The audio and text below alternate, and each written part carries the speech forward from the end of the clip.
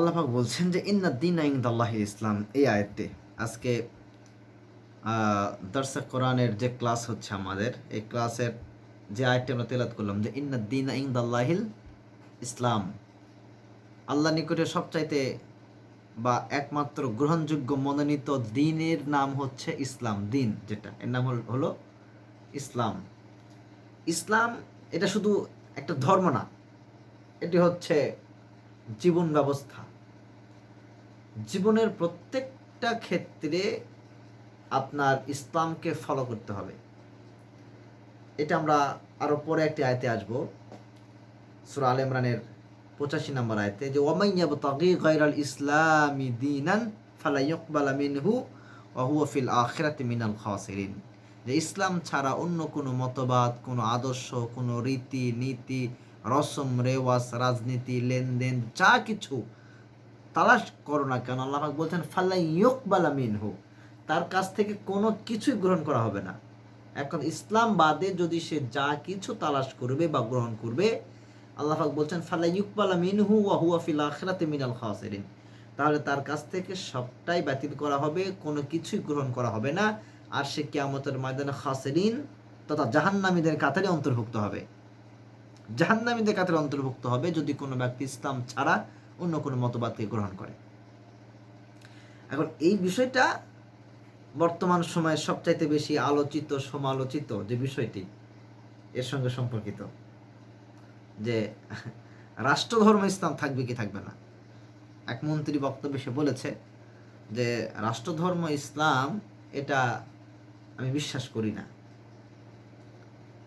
এখন এই বিষয়টা নিয়ে ঝড় উঠেছে সারা বাংলাদেশে, যে মন্ত্রী সব কথাবার্তা কেন বলল। জানি না এই সমস্ত মন্ত্রীরা পড়াশোনা করে কি না করে, একদম সাধারণ প্রতিমন্ত্রী, বা হয়তোবা এই বিষয়ে সে জানে না। অনেকে অনেক কথাবার্তা বলতেছে, আমি একটু ঠান্ডা এবং মিষ্টি সুরেই বললাম যে মন্ত্রী সাহেব একটু পড়াশোনা করেন। এই কথা যদি কোনো মুসলিম বলে থাকে যে আমি ইসলাম রাষ্ট্রীয় ভাষা, রাষ্ট্রীয় ধর্ম ইসলাম এটা আমি বিশ্বাস করি না, মানি না, এ ব্যক্তি আর মুসলমান থাকবে না। কেন আল্লাহ পাক বলছেন যে ইসলাম ছাড়া যদি সে কোনো কিছু গ্রহণ করে, আল্লাহ পাক বলছেন তার কাছ থেকে কোনো কিছুই গ্রহণ করা হবে না, এবং সে কিয়ামতের ময়দানে ক্ষতিগ্রস্ত তথা জাহান্নামীদের কাতারে অন্তর্ভুক্ত হবে। এখন যদি আপনি মনে করেন যে ইসলাম একটা পবিত্র জিনিস, এটি আমি আমার রাজনীতির মধ্যে আনবো না, একটা পবিত্র জিনিস রাজনীতির মধ্যে আনবো না, তাহলে ইসলাম বলছে ওই রাজনীতির হারাম। কারণ ইসলাম এমন কোনো বিষয় নেই, ইসলাম শুধু ধর্ম নয়, বারবার বলছি ইসলাম শুধু ধর্ম নয়, ইসলাম হচ্ছে একটি জীবন ব্যবস্থা। জীবন ব্যবস্থা যদি আপনার রাজনীতি ইসলাম কেন্দ্রিক না হয় বা ইসলামী রাজনীতি না হয়, বা যেই রাজনীতিতে আপনি ইসলামকে নিতে পারছেন না, সেই রাজনীতি হারাম। কারণ আপনাকে ইসলামের সঙ্গে চলতে হবে, ওই রাজনীতি হারাম। যদি আমি বলি যে রাজনীতি এটা একটা খারাপ জিনিস, তেমন ভালো না, এটা এখানে ইসলাম মানবো না, তাহলে সেই রাজনীতি আপনি হারাম কাজে লিপ্ত আছেন, হারাম, ওটা হারাম। আপনাকে ইসলামী রাজনীতি করতে হবে, যে রাজনীতিতে আপনি ইসলাম মানতে পারবেন সেই রাজনীতি করতে হবে। আর যদি আপনি এরকম বিষয় না, এমনিতে যদি মনে করেন যে না ইসলাম আমি রাখবো না, ইসলামের সঙ্গে আমার শত্রুতা রয়েছে, তাহলে তো আপনি মুসলিম থাকবেন না, নাম মুসলিম হোক, মুসলিম কিন্তু তার ইমান নষ্ট হবে। আজকে আমার জাতি অজু ভঙ্গের কারণ জানে, নামাজ ভঙ্গের কারণ জানে, রোজা ভঙ্গের কারণ জানে, কিন্তু ইমান ভঙ্গের কারণ জানে না। ইমান ভঙ্গের কারণ জানে না। ইমান নষ্ট হয়, কিছু কিছু কাজ রয়েছে, কিছু কিছু কথাবার্তা রয়েছে যেগুলো বলার সঙ্গে সঙ্গে একজন ব্যক্তি মোরতাদ হবে, কাফের হয়ে যাবে, ইমান নষ্ট হবে। তওবা না করে মারা গেলে চিরস্থায়ী জাহান্নামে হবে, সে যতই মুখে লা ইলাহা ইল্লাল্লাহ পাঠ করুক। ইমান যখন ভেঙে যাবে আর তার হবে না। কিন্তু ইমান থাকতে, ইমান আছে কিন্তু অনেক গুনাহে কাজ করেছে, তাহলে ভবিষ্যতে আল্লাহ পাক তাকে কোনো একদিন শাস্তি ভোগ করে বা তাকে ক্ষমা করে দিয়ে তাকে জান্নাত দিতে পারে, সেটা পরে হিসাব। কিন্তু ইমান যদি একবার ভঙ্গ নষ্ট হয়ে যায়, তাহলে এই ব্যক্তি আর কোনোদিন জান্নাত পাবে না। আর যেই ব্যক্তি মনে করবে যে ইসলামে আমি রাখবো না, বা এটা আমার পছন্দ হয় না, বা আমাকে ভালো লাগে না, এইরকম যদি তার মনের মধ্যে এরকম বিষয় সৃষ্টি হয়, বা সে যদি মুখে বলে থাকে, তাহলে সে আর মুসলিম থাকবে না, কাফের হয়ে যাবে। তার স্ত্রী তালাক হয়ে যাবে, নতুন করে বিবাহ বন্ধনের মাধ্যমে আবার সংসার করতে হবে। এখন রাষ্ট্র ধর্ম ইসলাম থাকলে কি হবে, না থাকলে কি হবে? বর্তমান বাংলাদেশ যে অবস্থায় রয়েছে, ইসলাম ধর্ম রাষ্ট্রীয়ভাবে ইসলাম ধর্ম থাকলে যে অনেক বড় একটা ফায়দা হচ্ছে, বিষয়টি এমন না। না রাখলে অনেক বড় সমস্যা হচ্ছে, এই বিষয়টি এরকমও না। তাহলে আমরা রাখবো কেন, আর না রাখলে এত আমাদের আন্দোলনটা হচ্ছে কেন? বিষয়টি হচ্ছে রাষ্ট্রীয় ধর্ম কাকে বলে এটা আমাদের আগে বুঝতে হবে। যেরকম দেশের ভাষা রয়েছে, যেই দেশের অধিকাংশ মানুষ যে ভাষায় কথা বলে সেই দেশের রাষ্ট্রীয় ভাষা সেটি হবে। যেমন বাংলাদেশে 28-30টি ভাষার মানুষ বসবাস করে। আপনি যান পার্বত্য চট্টগ্রামে, এরপরে রাঙ্গামাটি, বান্দরবন, এগুলোতে যান, তার বাংলা ভাষা অনেকে কথা বলে না, বিভিন্ন ভাষায় মানুষ কথাবার্তা বলে। তাহলে কি এই দেশে আপনি রাষ্ট্রভাষা রাখবেন না? রাষ্ট্রভাষা রাখলে কি তাদের প্রতি আমাদের অবিচার করা হয়েছে? না, মোটেও না, মোটেও না। এক কথায় যেই দেশের অধিকাংশ জনগণ যেই ভাষায় কথা বলে সেটি হবে রাষ্ট্রীয় ভাষা। ঠিক যেই দেশের অধিকাংশ জনগণ যে ধর্ম মেনে চলে সেটি হবে সেই দেশের রাষ্ট্রীয় ধর্ম, রাষ্ট্রধর্ম। তাহলে বাংলাদেশের অধিকাংশ মানুষ মুসলিম, 90-95% মানুষ মুসলিম, তারা ইসলামকে ফলো করে। সুতরাং এই দেশের রাষ্ট্রীয় ধর্মটা কি হবে? ইসলাম হবে, এটি পরিষ্কার। বাংলাদেশে যদিও ইসলামের বা কোরআনের শাসন কায়েম নেই, কিন্তু এটা আমাদের গর্ব, বাংলাদেশ সারা পৃথিবীর মধ্যে দ্বিতীয় বৃহত্তম মুসলিম দেশ।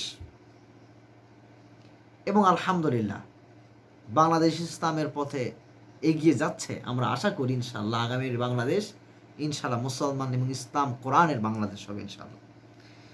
তো যে কথাটি বলছিলাম যে ইসলাম ধর্ম রাখলে কি বা না রাখলে কি, এখানে রাখা না রাখার বিষয়টা হচ্ছে যেমনভাবে রাষ্ট্রীয় ভাষা আমাদের রাখতে হয়, যেভাবে যে দেশের অধিকাংশ জনগণ যেই ভাষায় কথা বলে সেই ভাষায় অবশ্য রাষ্ট্রভাষাটা লাগবে।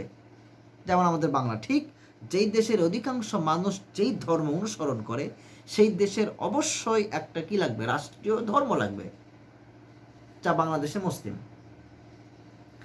আর যদি আমরা না রাখি তাহলে তো আমাদের কোনো পরিচয় থাকলো না।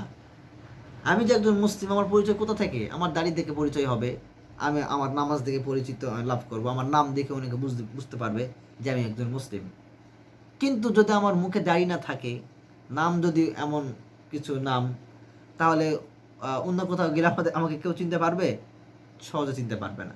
এই জন্য একটা সাইনবোর্ড দরকার প্রাথমিক অবস্থায়। আপনি একটা লেবেল এটা ধরতে পারেন, সাধারণ অর্থে নিতে পারেন। তাহলে যেরকম একজন মানুষকে পরিচিতি লাভ করার জন্য, সে হিন্দু না মুসলিম, পরিচিতি লাভ করার জন্য যেমন কিছু বিষয় রয়েছে, একটা দেশকে পরিচিতি লাভ করার জন্য সে দেশের অধিকাংশ জনগণ কোন ধর্মের অনুসারী বা তারা কোন বিষয়টিকে পছন্দ করে বা কোন বিষয় তারা মানতে চায়, এর পরিচিতির জন্য রাষ্ট্রীয় একটি ধর্ম দরকার রয়েছে। বাহির থেকে, বিদেশ থেকে বা পৃথিবীর বিভিন্ন জায়গা থেকে যদি কেউ জিজ্ঞেস করে যে এই দেশটি কাদের বা এই দেশটির রাষ্ট্রীয় ধর্মটা কি, তাহলে সবাই জানবে এ রাষ্ট্রীয় ধর্ম ইসলাম। এখন ইসলাম ধর্ম থাকবে মানে রাষ্ট্রীয়ভাবে, আর অন্যান্য ধর্ম এদের প্রতি অবিচার করা হবে বা এদের ধর্ম পালন করাতে বাধা দেওয়া হবে, বিষয়টি এমন না। যেমন রাষ্ট্রীয় ভাষা বাংলা রয়েছে, কিন্তু অন্যান্য ভাষায় মানুষজন যেমন কথা বলতে পারে, তাদের কোনো বাধা নেই, এতে কোনো নিষেধাজ্ঞা নেই। ঠিক রাষ্ট্রীয়ভাবে ইসলাম ধর্ম থাকলেও অন্যান্য ধর্মের যারা অনুসারী তারা তাদের ধর্ম পালন করতে পারবে, এতে ইসলাম কোনো প্রকারের হস্তক্ষেপ বা ইসলাম বাধা দেবে না। ইসলাম যতদূর পর্যন্ত সমর্থ দিবে ততদূর তারা পালন করবে। একটা হিন্দু সে তার ধর্ম পালন করতে পারবে না? নিশ্চয় পারবে। একটা খ্রিস্টান, একটা বৌদ্ধ, সে তার ধর্ম পালন করবে। যার যা ধর্ম রয়েছে সে তার ধর্ম পালন করবে। ধর্ম যার যার, উৎসব তার তার, যার ধর্ম তারই উৎসব। ধর্ম যার যার, উৎসব সবার, এ কথা বললেও ইমান থাকবে না। যার যার ধর্ম তার তার উৎসব। এই জন্য সকল ধর্মের তাদের ধর্ম পালনের সুযোগ সুবিধা থাকবে, তারা পালন করবে নিজ নিজ ধর্ম। তবে রাষ্ট্রীয় একটা ধর্ম থাকবে, যেই দেশের রাষ্ট্রের অধিকাংশ জনগণ যেই ধর্মের অনুসারী সেই ধর্মের রাষ্ট্রীয় ধর্ম থাকবে সেটাই। এই জন্য বাংলাদেশ দু একজন মন্ত্রী এমপির কথায় এগুলো বাতিল হওয়ার কোনো প্রশ্নই ওঠে না, কারণ বাংলাদেশ এটি একটি ডেমোক্রেটিক তথা গণতন্ত্র দেশ। অধিকাংশ জনগণ যা রায় দেবে এটি পাশ হবে। তো অধিকাংশ জনগণ মুসলিম, তারা ইসলামকে চায়। এখন 2-4 জন যদি বলে যে আমরা রাখবো না, এটা তাহলে সংবিধান বিরোধী কথা, গণতন্ত্র বিরোধী, সংবিধান বিরোধী কথাবার্তা। সুতরাং এদেরকে একটু বোঝানো দরকার যে সংবিধানটা পড়েন, বুঝেন, গণতন্ত্রটা বুঝেন। গণতন্ত্র আমরা হুজুররা ইসলামের সঙ্গে যা বলি এটা পরে হিসাব, কিন্তু তারা তো বলে গণতন্ত্রের কথা। তো এই জন্য গণতন্ত্রেরও দাবি এবং সংবিধান যেটা বলতেছে গণতন্ত্র ভিত্তিক, তারও দাবি যে ইসলাম ধর্মটাই থাকবে বা এটাই যুক্তিযোগ্য। হ্যাঁ, ইসলাম ধর্ম থাকবে না যদি আবার এই দেশে হিন্দুর সংখ্যা বাড়তি হয় বা অন্য ধর্মের সংখ্যা যদি বাড়তি হয়ে যায়, তাহলে তারা তাদের অধিকাংশ জনগণের রায় দিয়ে তারা করবে কিনা সেটা পরে হিসাব। কিন্তু বর্তমানে ইসলাম পূর্বে ছিল, বর্তমানে আছে, ভবিষ্যতেও থাকবে ইনশাআল্লাহ। বাংলাদেশ থেকে ইসলামকে রাষ্ট্রীয় ধর্ম কেউ মুছে দিতে পারবে না। যারাই মুছে দিতে আসবে আল্লাহর গজবে তারাই ধ্বংস হবে ইনশাআল্লাহ। এই জন্য বিষয়গুলো একটু বোঝা দরকার। মন্ত্রী সাহেব একটু বোঝেন, বিষয়গুলো একটু পড়াশোনা করেন, বোঝেন। আপনি নিজেকে মুসলিম দাবি করেন, তো ইসলাম, আল্লাহ পাক যে কথাটি বলছেন যে ইসলাম ছাড়া অন্য কোনো কিছু যদি কেউ গ্রহণ করে, কোনো মতবাদ গ্রহণ করে, তার কাছে মানে কিছু গ্রহণ করা হবে না। এবং ইসলামটা কমপ্লিট। আপনি মনে করেন না যে রাজনীতি ক্ষেত্রে ইসলাম নেই, একথা মনে করার কোনো সুযোগ নেই। যে অর্থনীতিতে ইসলাম নেই, সমাজনীতিতে ইসলাম নেই, বা সংসদ ভবন আমরা কিভাবে চালাবো, গণভবন কিভাবে চালাবো, এরপরে আরও যে আন্তর্জাতিক অঙ্গন যেগুলো রয়েছে এগুলো আমরা কিভাবে পালন করবো, এগুলো ইসলামে হয়তো বা নেই, এরকম মনে করার কোনো সুযোগ নেই। আল্লাহ পাক বলছেন সূরা মাইদা 5 নম্বর সূরা 3 নম্বর আয়াত, আল ইয়াউমা আকমালতু লাকুম দীনাকুম ওয়া আতমামতু আলাইকুম নি'মাতি ওয়া রাদিতু লাকুমুল ইসলামা দীনা। আল্লাহ পাক বলছেন যে ইসলামকে আমি পূর্ণতা দান করেছি, পূর্ণ রয়েছে ইসলাম। ইসলামকে আল্লাহ পাক পরিপূর্ণ বিধান দিয়েছেন, পরিপূর্ণভাবে তিনি নাজিল করেছেন ইসলামকে, নিয়ামতকে তিনি সম্পূর্ণ করেছেন। এবং আল্লাহ সুবহানাহু ওয়া তাআলার নিকটে একমাত্র দিন হিসেবে, জীবন ব্যবস্থা হিসেবে তিনি ইসলামকেই মনোনীত করেছেন। এই জন্য ইসলামটা পরিপূর্ণ। আপনি দেখেন, কোরআন পড়েন, হাদিস পড়েন, আপনার জীবনের সব বিষয় আপনি ইসলামের মধ্যে পেয়ে যাবেন। যদি আপনি পড়াশোনা না করেন তাহলে আপনি পাবেন না। কোরআনের সব রয়েছে, পড়াশোনা করেন। শুধু কোরআনের মধ্যে যদি আপনি উল্টাপাল্টা চিন্তা করেন তাহলে হবে না। কোরআন থেকে আপনি যা চাবেন তাই পাবেন। লা তাকরাবু সালাত দিয়ে যদি আপনি ফতুয়া দেন যে সালাত পড়ার কথা, নামাজ পড়ার কথা কোরআনে নেই, অর্ধেক আয়াত পড়ে অর্ধেক আয়াত দিয়ে ফতুয়া আপনি দিয়ে দিলেন, এ তো পাবেন আপনি। এই জন্য কোরআনের সব রয়েছে, পড়াশোনা করতে হবে, গবেষণা করতে হবে, তাহলে সব পাওয়া যাবে ইনশাআল্লাহ।